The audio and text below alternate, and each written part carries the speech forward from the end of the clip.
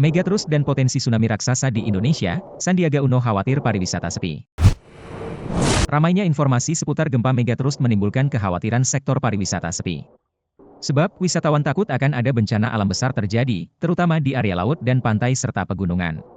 Sadar akan terjadinya potensi buruk itu terjadi, Sandiaga Uno turun tangan.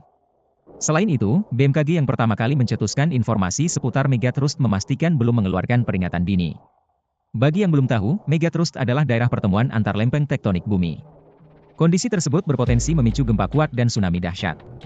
Zona ini diprediksi bisa pecah secara berulang dengan jeda hingga ratusan tahun. Daerah yang berpotensi mengalami Megatrust adalah Selat Sunda dan wilayah Mentawai Siberut. Secara rinci, Megatrust di Selat Sunda berpotensi memiliki kekuatan Megarichter 8,7, sementara di Mentawai Siberut hingga Megarichter 8,9. Menteri Pariwisata dan Ekonomi Kreatif, Menparekraf RI, Sandiaga Uno, meminta masyarakat rutin memantau perkiraan cuaca melalui aplikasi info BMKG dan mengutamakan keselamatan. Kondisi ini tidak mengharuskan masyarakat takut berkunjung ke tempat wisata, tetapi tetap menikmati alam dengan mengutamakan kewaspadaan. Kita tetap berwisata dengan tentunya memantau informasi terkini mengenai cuaca yang dapat diakses melalui aplikasi BMKG, imbuhnya.